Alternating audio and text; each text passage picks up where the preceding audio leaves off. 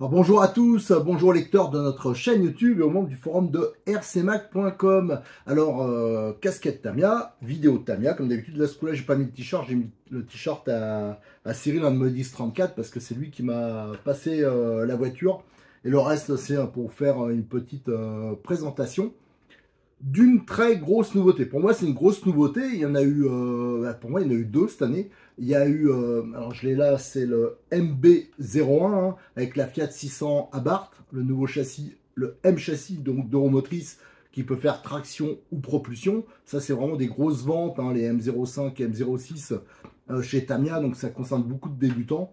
Et aussi les amoureux de belles carrosseries réalistes. Ça, c'est vraiment une très grosse nouveauté. D'ailleurs, je suis assez surpris qu'il n'y ait pas plus de réactions sur ce châssis. Pourtant, c'est vraiment quelque chose d'important dans l'histoire de Tamiya. Et l'autre nouveauté importante pour moi, je ne parle pas des méga haut de gamme hein, qui sortent aussi de temps en temps, c'est ce nouveau châssis, puisque c'est une nouveauté aussi, hein, c'est une nouvelle base, BB01. Donc ça, c'est des deux roues motrices, un peu, je vais pas dire luxe, hein, par rapport au TT01, TT02, toutes ces voitures-là qui n'ont pas de roulement, pas d'amortisseur. Là, c'est livré avec des roulements, des cardans cinétiques normalement, des amortisseurs aluminium. Donc, c'est plutôt des modèles qui frisent dans les 300 €. Et contrairement aux autres, ils sont livrés sans le contrôleur, sans le moteur. Et c'est particulier parce que autant avec un TT01, TT02, à la limite, on pourrait faire des petites courses. C'est tout à fait possible. Hein, ça ne sera pas dans le coup pour faire un résultat, mais c'est réglementaire, donc on peut faire des arsouilles. En deux roues motrices, on a par exemple les DT03, éventuellement on pourrait faire des courses avec, hein, c'est réglementaire, c'est quand même inspiré des voitures entre guillemets de compétition, mais quand même qui datent un peu. Là, on est vraiment sur une autre famille de châssis chez Tamiya. C'est pour ça que je vous ai mis le Fighting Buggy, hein, mais c'est toutes ces voitures-là, c'est un peu la descendante des voitures. C'était des buggy un peu comme on trouvait californiens avec des bases coccinelles. Alors ils en ont fait plein Tamiya avec des châssis alu, la triangulation alu, hein, des bras tirés. C'était à la fin des années 70, début des années 80. C'était des voitures qui étaient vraiment onéreuses. On peut pas dire que ça roulait super bien, mais par contre c'est super beau. Moi je suis fan de ces caisses. Et d'ailleurs, il y a l'année dernière, je crois, je vous avais fait le montage du Fighting Buggy qui est pour ceux qui aiment bien ce genre de voiture, hein, parce que ça c'est des futurs collectors. Il y en a encore un peu disponibles. Hein. Cyril, je crois qu'il lui reste 2 boîtes. Donc voilà, ça c'est des voitures.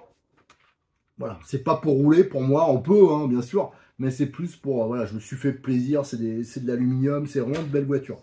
Et là on retrouve avec là, la carrosserie sera donc DBX. Vraiment, le look buggy avec le pilote, le filet, tout ça. Voilà, c'est un peu, si vous regardez, hein, même les couleurs, regardez, les couleurs, c'est assez similaire. Hein, c'est étonnant. Hein, si on met, je vais pousser la voiture et on met les deux boîtes une à côté de l'autre. Et vous voyez, la décoration, c'est un peu similaire. Moi, je pense que c'est tout à fait, voilà, c'est vraiment le descendant de ce type de voiture. Sauf que là, on retrouve avec une carrosserie cage, tout ça, on va regarder ça de plus près après. Sauf que là, on trouve une suspension triangulée devant, et je crois que c'est une suspension à bras tir à l'arrière, avec bien sûr des... Là, ça a plus évolué, ça va être utilisable. Quand je dis utilisable, bien sûr, celles-là sont utilisables aussi. Mais genre, on va pouvoir atteindre certaines performances. Par contre, il faudra le voir une fois monté, mais je pense que c'est assez différent des DT03 au niveau taille. Les pneus, je pense que c'est plus balèze, c'est plus réaliste, hein, comme justement les buggy qu'on peut voir des fois sur les Dakar, sur les courses de genre là. Donc c'est des pneus à pavé de diamètre un peu plus grand. C'est vraiment un look. Voilà. Moi j'adore ces caisses. Alors dans un premier temps, là il y a quelques jours, je vous ai fait les news du mois d'août et j'avais dit hein, que la voiture arrivait. Hein, je l'ai eu hier. Hein.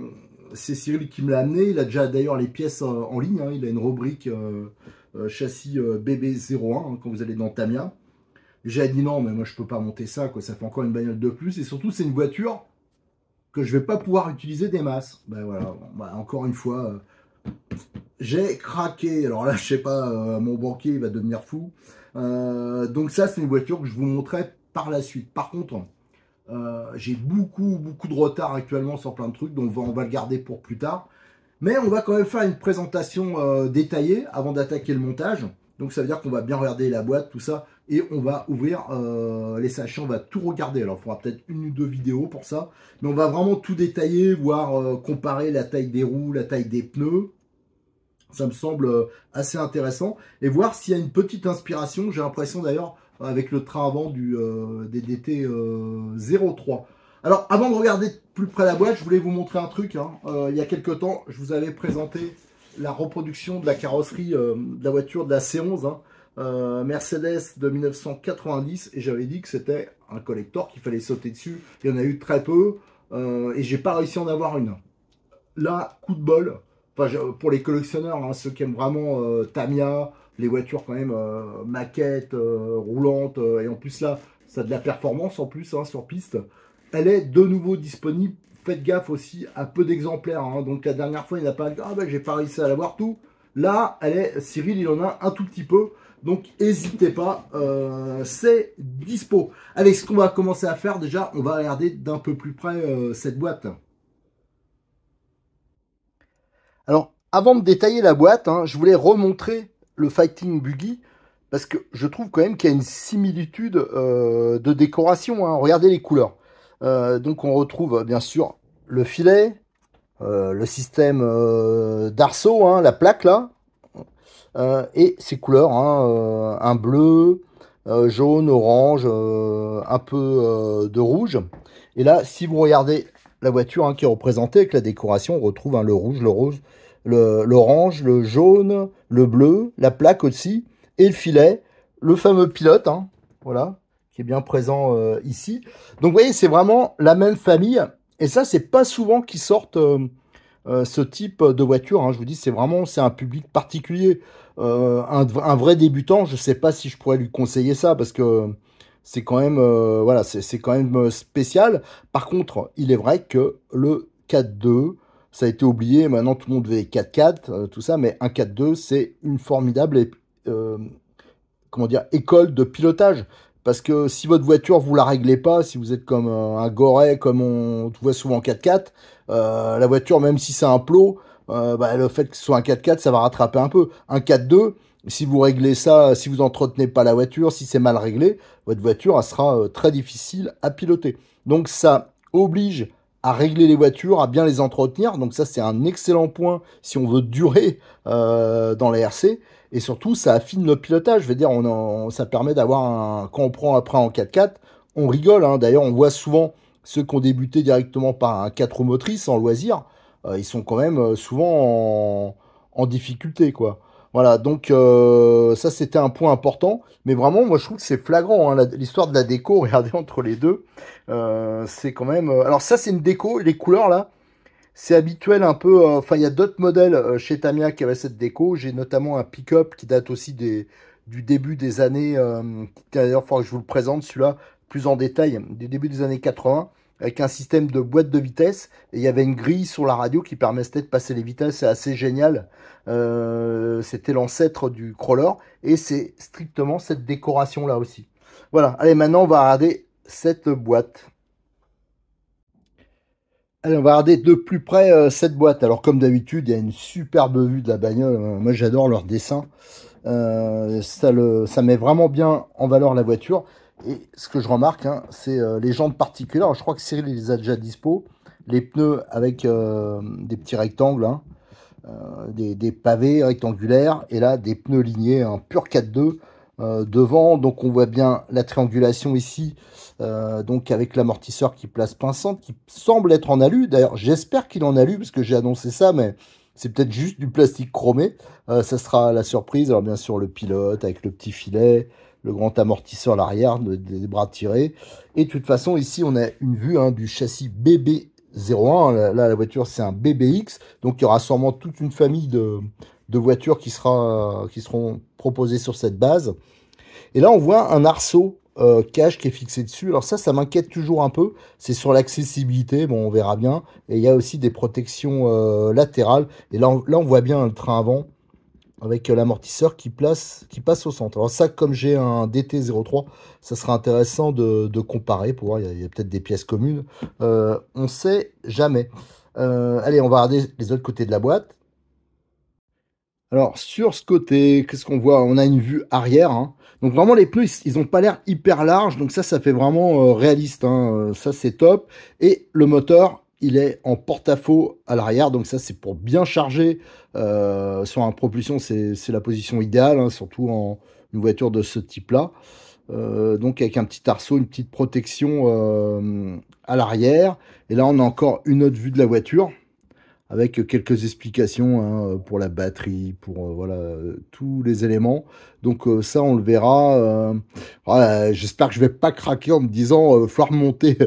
Je m'attaque au montage, que là, je suis mort. Avec tous les trucs que j'ai en retard, là, je suis mort. Et je peux vous dire que je repasse du temps, hein. Là, je suis sur le losi actuellement, il faut que je finisse. J'ai pas mal de voitures à finir pour la sortie RC Mag là, de septembre. Donc si je me lance là-dedans, c'est pas la peine. Alors, si j'ai lu un truc, apparemment, il faudrait un cerveau bas, hein, style un S12. Donc, parce que la position, elle doit être basse et particulière. Donc, il n'y a peut-être pas beaucoup de place. Allez, on va regarder les autres faces.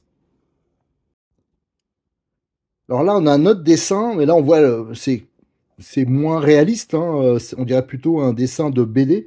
Et on peut lire ici, il y a une explication, la déco, elle a été faite par Atsushi Arino. Alors, je m'excuse, hein, de la prononciation.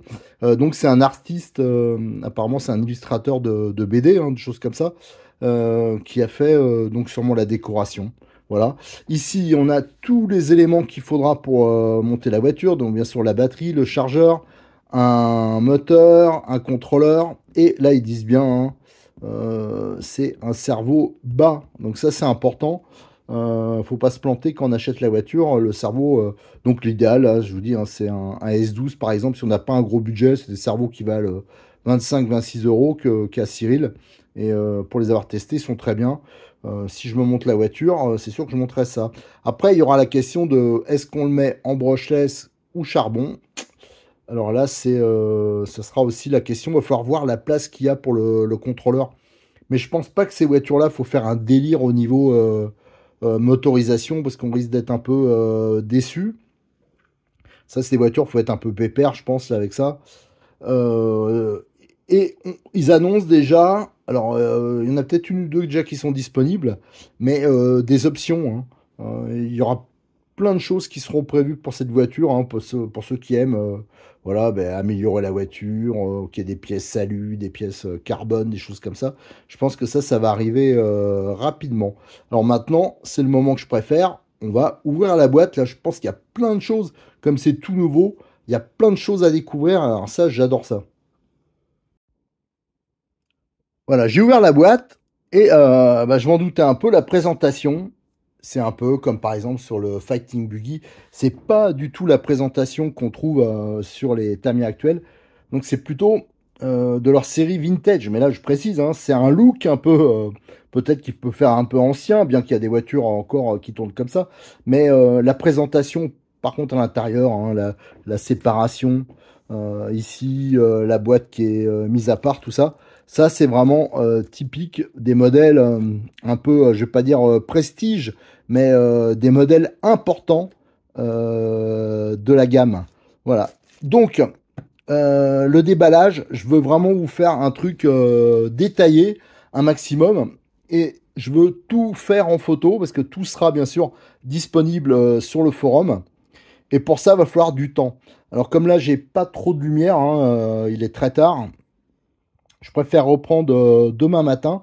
Donc vous aurez deux vidéos qui vont succéder, hein. La première où j'ai fait là la présentation générale, hein, et la seconde, on va déballer tous les sachets, on va déballer la boîte, on va regarder à fond la notice et on va comparer certains éléments avec des modèles existants ou alors avec par exemple des TT 1/10 classique. Alors je pense particulièrement au diamètre des jantes, la largeur des jantes, des pneus. Ça, c'est des choses aussi qui peuvent être intéressantes. Voilà, donc je vous donne rendez-vous, hein, je publierai les 2 vidéos à la suite. Bien sûr, je vous donne rendez-vous sur le forum de RC Mag. On a un forum spécial Tamiya. N'oubliez pas de liker les vidéos, de vous abonner, de les partager. N'hésitez pas à commenter hein, si vous avez fait vous même le montage, vous avez des astuces, vous avez des informations, une vidéo à mettre. N'hésitez pas surtout à partager. Allez, au revoir.